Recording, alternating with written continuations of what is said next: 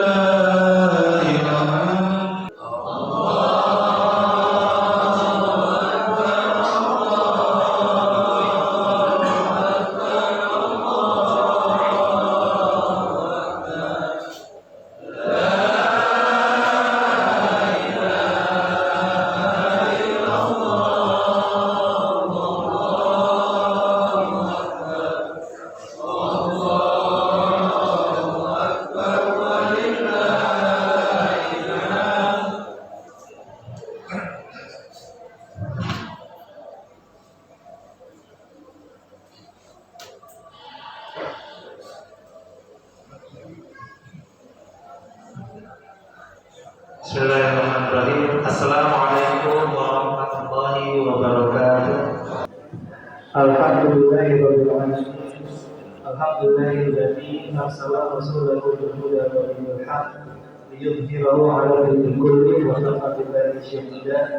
Asyhadu an la ilaha illallah wa annahu la syarika lah wa asyhadu anna Muhammadan abduhu wa rasuluhu la nabiyya ba'dahu.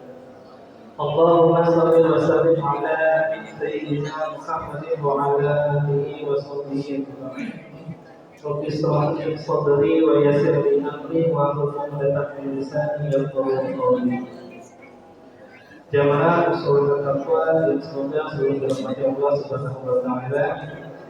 Puji serta syukur adalah kita panjatkan kehadirat Allah Subhanahu wa taala, karena alhamdulillah pada pagi hari ini kita masih diberikan begitu banyak nikmat dan karunia-Nya sehingga kita bisa berkumpul di mushola taqwa dalam rangka melaksanakan sholat Idul Adha 1445 Hijriah. Kemudian sholawat bernyanyi salam semoga selalu tercurahkan kepada baginda Nabi Muhammad Sallallahu Alaihi Wasallam. Semoga dalam berbanyak sholawat kepada beliau di yaumil akhir nanti kita ikut mendapatkan syafaat yang beliau berikan. Amin amin ya rabbal alamin. Sebelum pelaksanaan sholat Idul Adha 1445 Hijriah dilaksanakan, ada beberapa pemberitahuan yang akan kami sampaikan. Yang pertama, kepada seluruh jamaah mushola taqwa yang telah hadir di mushola taqwa untuk dapat merapatkan syafnya, merapatkan softnya dan mengisi soft di depannya yang apabila masih kosong. Silakan kepada bapak-bapak atau ibu-ibunya yang di depannya masih ada soft kosong, silakan untuk dapat maju agar jamaah kita yang masih dalam perjalanan bisa mengisi saf-saf di belakangnya. Mohon untuk dapat dirapatkan dan juga mengisi saf-saf di depannya. Kemudian yang kedua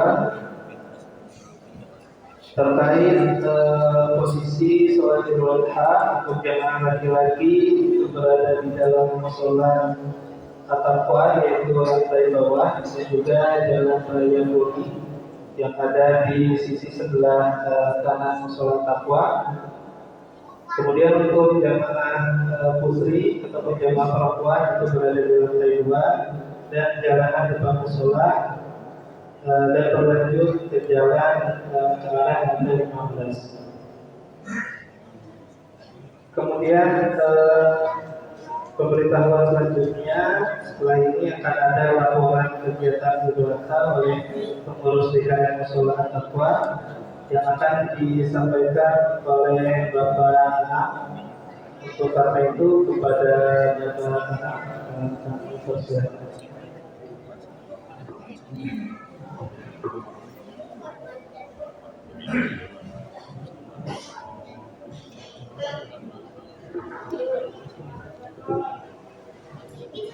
Bismillahirrahmanirrahim. Assalamualaikum warahmatullahi wabarakatuh. Waalaikumsalam. Waalaikumsalam warahmatullahi wabarakatuh. Wa ala alihi wa sahbihi syaitan.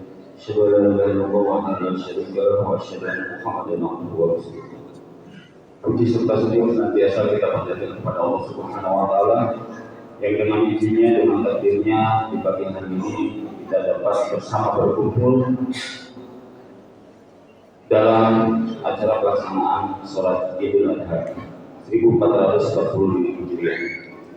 Izinkan kami dari BKM Sholat Dako menyampaikan beberapa hal tentang pelaksanaan penyembelihan dan pendistribusian hewan kurban. Ibu bapak yang dirahmati Allah, alhamdulillahirabbil alamin. Kurban tahun ini Musala Taqwa mendapatkan amanah. Jumlah hewan kurban sapi adalah 6 ekor. Kemudian kami 10 ekor. Alhamdulillah. Jadi total kurban adalah 52 orang. Kami juga telah membuat rekapitulasi penerimaan daging kurban dan kepala serta kakinya, mulai dari RT 13, 14, 15 dan rumah untuk pakar sesuai dengan kakaknya. Kemudian kami juga dari panitia memberikan kebijakan setiap kurban mendapatkan 5 kantong yang selain dari sepertiga bagian, dan kami harapkan kelima kantong itu bisa didistribusikan untuk sanak saudara dari kurban itu sendiri.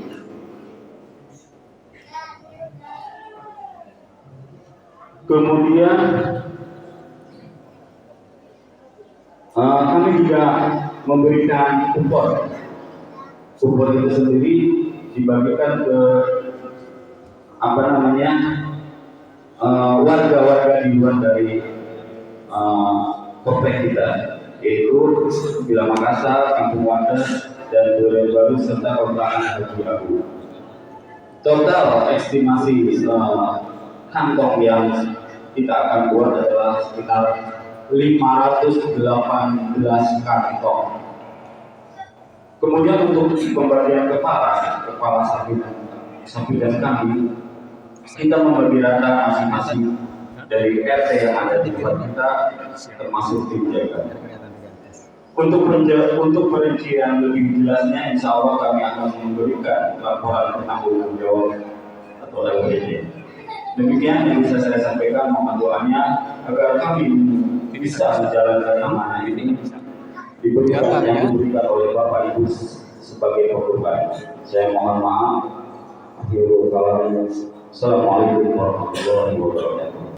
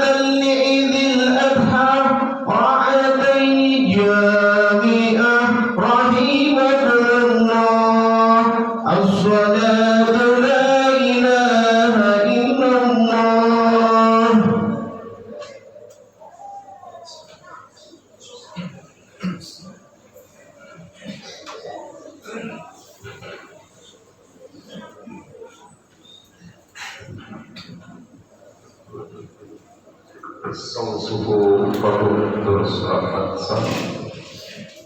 Bapak Ibu yang rahmatullah, sholat id sebagaimana yang telah biasa kita laksanakan sekedar mengingatkan 2 rakaat di takbir di rakaat yang pertama takbir 7 kali, dan kemudian yang kedua adalah rakaat kedua 5 kali dengan membaca subhanallah walhamdulillah wa la ilaha illallah.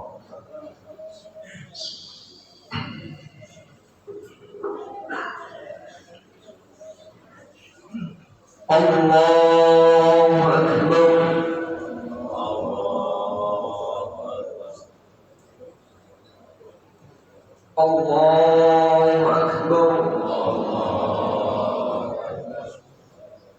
Allahu Akbar. Allahu Akbar. Allahu Akbar.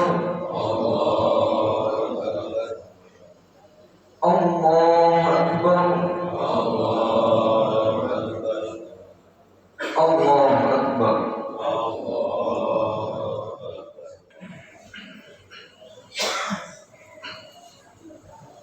إن الله وملائكته يصلون على النبي يا أيها الذين آمنوا صلوا عليه وسلموا تسليما.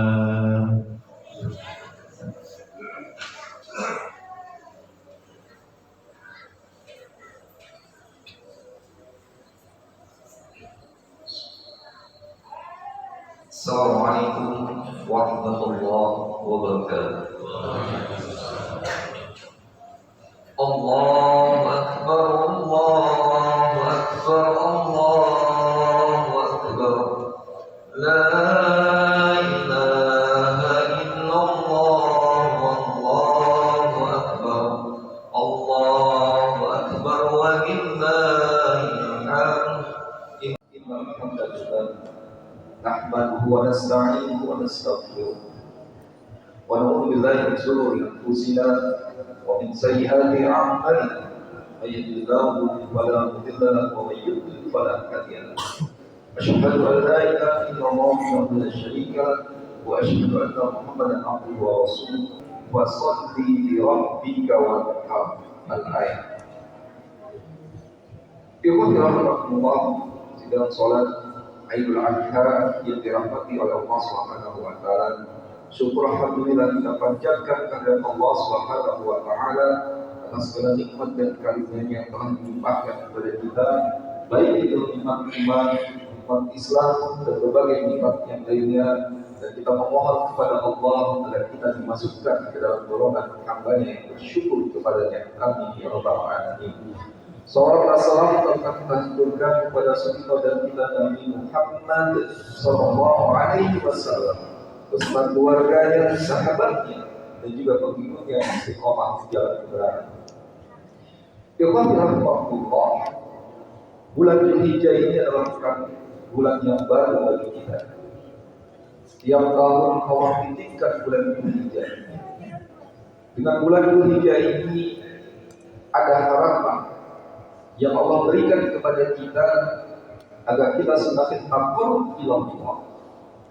Bagaimana tidak ketika kita diberikan usia yang panjang oleh Allah Subhanahu wa taala.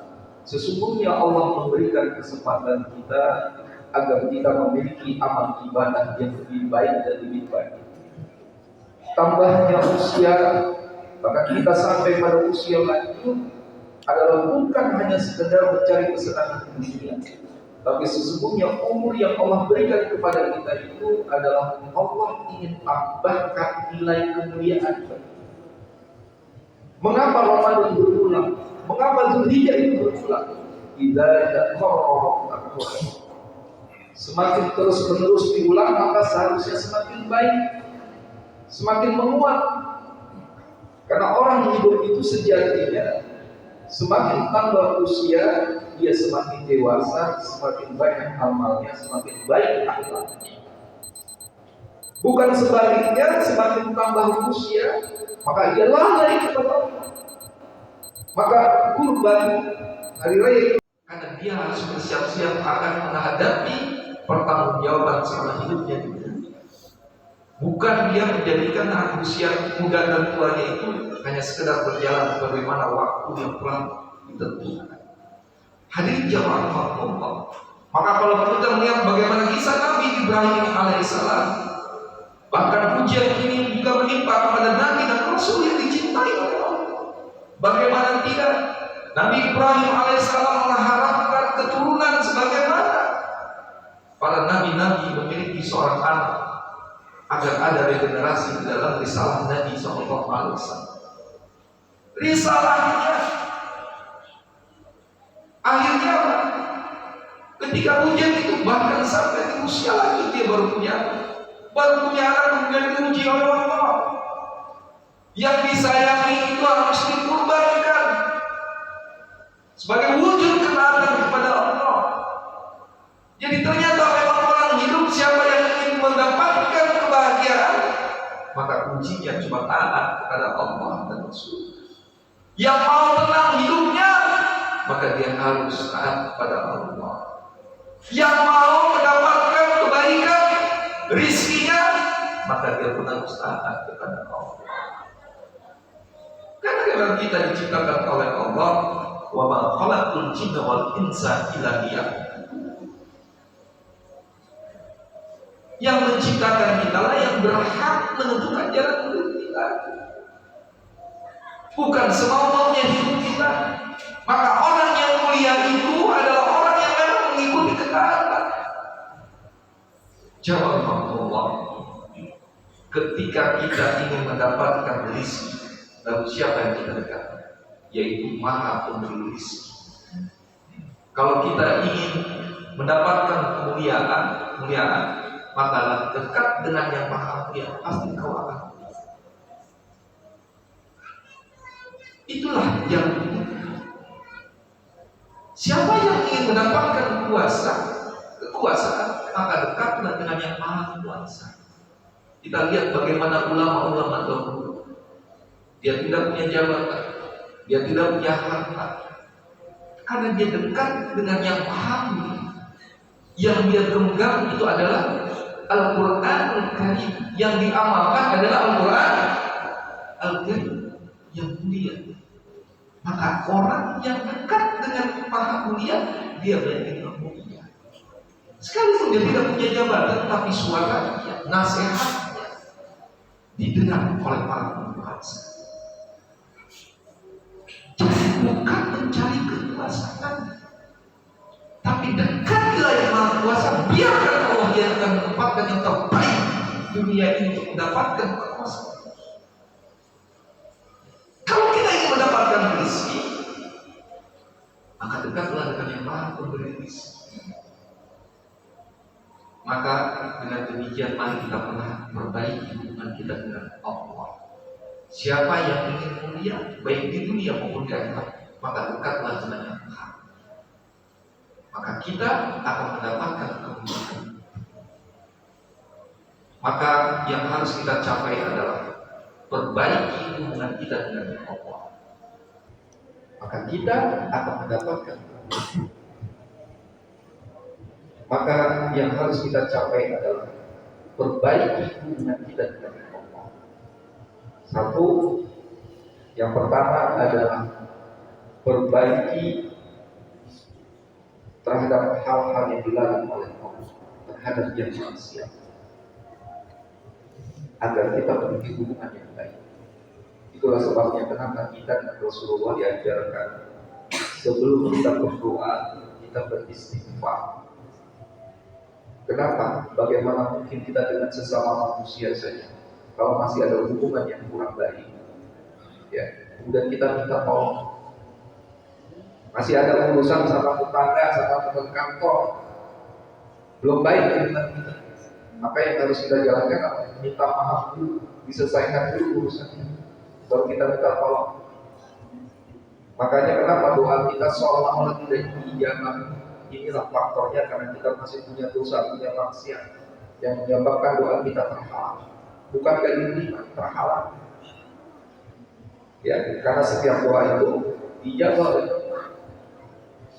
Ya, karena perilaku kita gimana? Kan yang disebabkan karena perbuatan kita sendiri. Ya, makanya perbaiki. Kedua, karena ada hubungannya kebersihan jiwa dengan kemuliaan. Jadikan hati kita itu hanya mencari mengharap keridhaan Allah. Siapa yang hatinya ditanggalkan kepada makhluk, kepada selain Allah, maka sungguh dia adalah orang yang hidupnya senantiasa menderita. Ya, jadi yang membuat kita bahagia itu bukan orang lain, bukan pasangan hidup kita, bukan anak kita, bukan harta kita, bukan jabatan kita, bukan.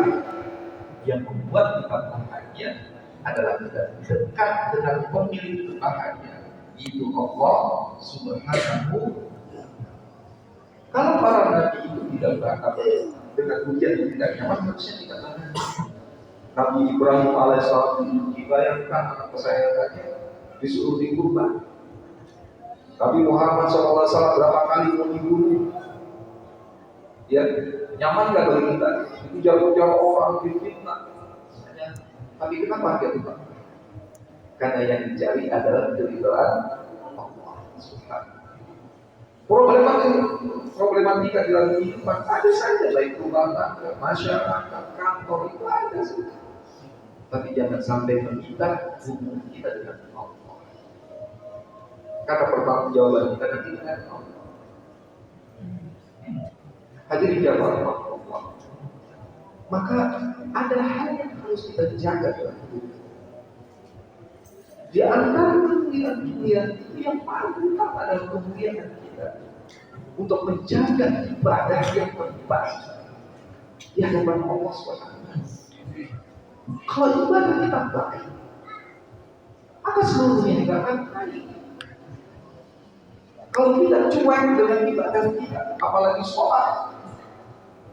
Sholat saja yang tidak butuh modal saja, bagaimana disebut kurban? Bagaimana? Benar, kalau kita baca basmalah Bismillahirrahmanirrahim dengan nama Allah yang Ar-Rahman, yang mau ngasih, dikasih semua. Mau yang kafir, yang iman, yang kaya, yang miskin, yang sehat, yang sakit, semua dikasih hak hidup. Dikasih sama Allah. Tapi apakah bisa merasakan kebalikan, kebahagiaan dan keberkahan dalam hidup? Siapa yang mendapatkan keberkahan ini? Yang mereka mendapatkan kasih sayang Allah, yaitu Ar-Rahim. Inilah yang menyebabkan kita jadi bahagia. Ar-Rahim inilah yang menyebabkan kita menjadi dunia. Ar-Rahim inilah yang menjadi jiwa kita menjadi jiwa yang ikhlas. Kita dihadapkan dengan masa akhir zaman yang kita sudah berada di dalamnya. Itu jadi cobaan yang berat. Jauh akan. Ya. Kenapa? Kita harus bersiap-siap dengan ibadah kita, karena itulah jalan terakhir. Gak ada pilihan kecuali kita menjaga hubungan kita dengan Allah agar kita mendapatkan perlindungan. Kita lihat berita perang Palestina dengan Israel anakullah, bukan yang makin berhenti tapi semakin sulit. Di Eropa bukannya semakin perang itu mengecil tapi meluas, karena yang namanya marhalah kubra atau orang sebutnya dengan perang dunia ketiga itu yang punya planning itu Allah, bukan Eropa, bukan Yahudi, bukan siapa. Tapi marhalah kubra itu adalah buah yang sudah ditetapkan oleh Allah. Dan puncak dari buah perang dunia ketiga marhalah kubra itu adalah pemenangnya kaum muslim. Maka siap-siapkanlah mental kita untuk menjadi pemenang di dunia. Bapak Ibu yang hidup saat ini adalah menjadi saksi pemenangan kepada kemenangan Islam, kembali kepada keinginan Islam. Maka siapkan ibu kita, anak kita, keluarga kita akan menjadi orang-orang yang mendapatkan kemenangan. Siapa yang mereka mendapatkan kemenangan? Inna lil muttaqina mafaz. Sesungguhnya orang-orang yang mendapatkan kemenangan, keberuntungan, yaitu orang-orang yang bertakwa. Maka jadilah diri orang yang memiliki ketakwaan. Makanya dari Ramadan kalimatnya la'allakum tattaqun.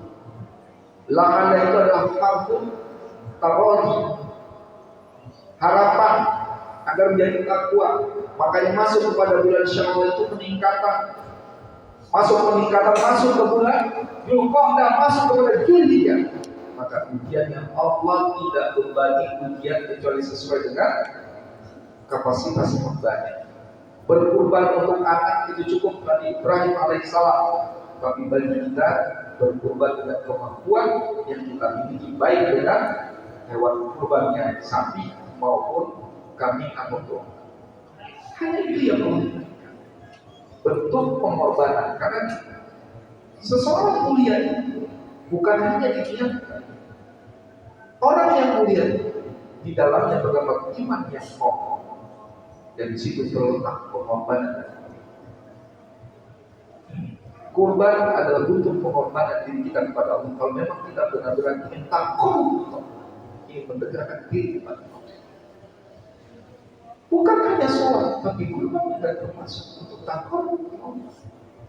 Karena di dalam hadis qudsi, ya, ini saya singkat saja.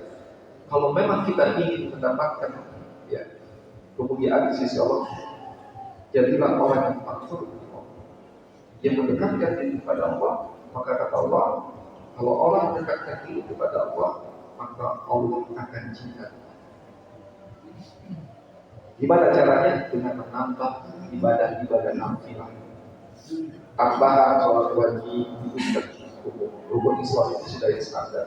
Tambah dengan ibadah sunnah, baik tahajud, duha, infak, sedekah, dan sebagainya.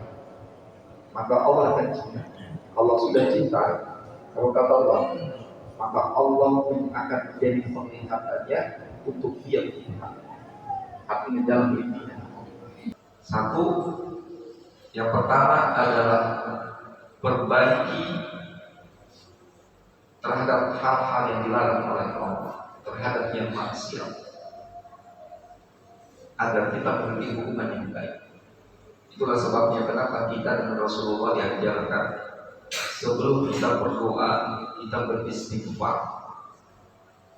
Kenapa? Bagaimana mungkin kita dengan sesama manusia saja, kalau masih ada hubungan yang kurang baik, ya, kemudian kita minta tolong. Masih ada urusan sama tetangga, sama teman kantor, belum baik hubungan kita. Maka yang harus kita jalankan apa? Minta maaf dulu, diselesaikan dulu urusan, baru kita minta tolong. Makanya kenapa doa kita seolah-olah tidak diijabah? Inilah faktornya, karena kita masih punya dosa, punya maksiat yang menyebabkan doa kita terhalang. Bukan gak diterima, terhalang. Ya, karena setiap doa itu dijawab oleh Allah. Ya, karena perilaku kita dimakan yang lalu disebabkan karena perbuatan kita sendiri. Ya, makanya perbaiki. Kedua, karena ada hubungannya kebersihan jiwa dengan kemuliaan. Jadikan hati kita itu hanya mencari mengharap keridhaan Allah. Siapa yang hatinya ditanggalkan kepada makhluk, kepada selain Allah, maka sungguh dia adalah orang yang hidupnya senantiasa menderita. Ya, jadi yang membuat kita bahagia itu bukan orang lain, bukan pasangan. Ayat ini wajib. Aku qawli hadza fastaghfiruhu innahu huwal ghafurur rahim. Astaghfirullahaladzim الذي لا إله إلا هو الحي القيوم وأتوب إليه من جميع ما سوى الذنوب ولا حول ولا قوة إلا بالله العلي العظيم اللهم صل على سيدنا محمد وعلى آل سيدنا محمد.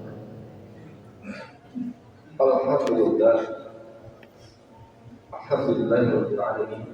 حمدا كثيرا طيبا مباركا فيه أشهد أن لا إله إلا الله وحده لا شريك له وأشهد أن محمدا عبده ورسوله لا نبي بعده اللهم صل على محمد وعلى آله وصحبه أجمعين يا أيها المسلمون اتقوا الله حق تقاته ولا تموتن إلا وأنتم مسلمون وقال الله تعالى في كتابه الكريم أعوذ بالله من الشيطان الرجيم والعصر إن الإنسان لفي خسر إلا الذين آمنوا وعملوا الصالحات وتواصوا بالحق وتواصوا بالصبر.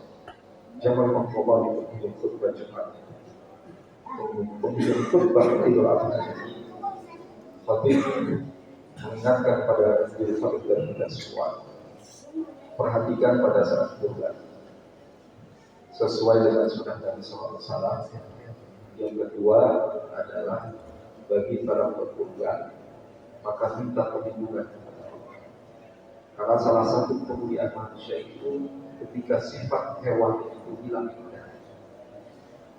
Di dalam Al-Quran dalam surat Al-Jin, laqad khalaqnal insana fi ahsani taqwim.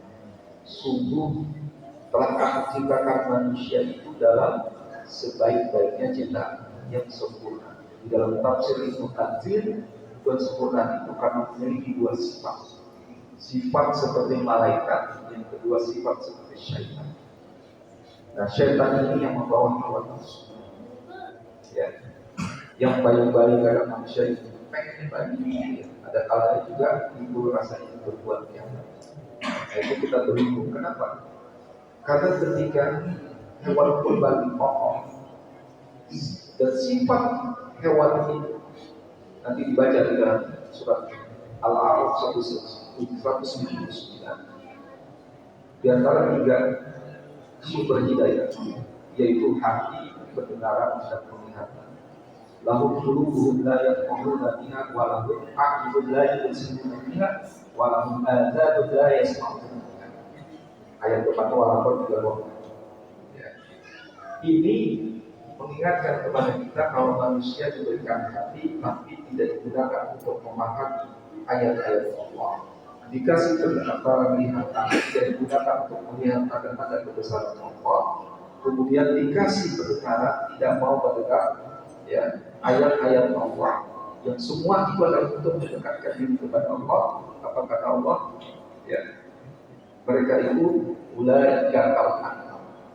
Mereka bagaikan binatang ternak. Kenapa? Karena binatang ternak itu hanya tahu yang makan, minum, tidur, dan dia bersenggara. Rakus, tamak itu adalah hewan. Maka orang yang beriman, orang yang beriman, maka dia sadarkan dirinya untuk taat kepada Allah sejak mengeluarkan sifat-sifat hewan pada diri. Maka ketika hewan kurban itu dipotong, maka berlindunglah kepada Allah agar kita dijauhkan dari sifat-sifat hewan yang terutama yang belum ada rezekinya sama kita, agar kita menjadi orang yang mulia. Yang menyebabkan manusia tidak mulia itu karena makus, tamak, ya, dan penyakit-penyakit lainnya itu berlindung kepada Allah. Tapi orang yang mulia karena dia taat makin bersih jiwa. Ya, itu saja. Inna Allah wa malaikatahu yusalluna 'alan nabi ya ayyuhallazina amanu shallu 'alaihi wa sallimu taslima.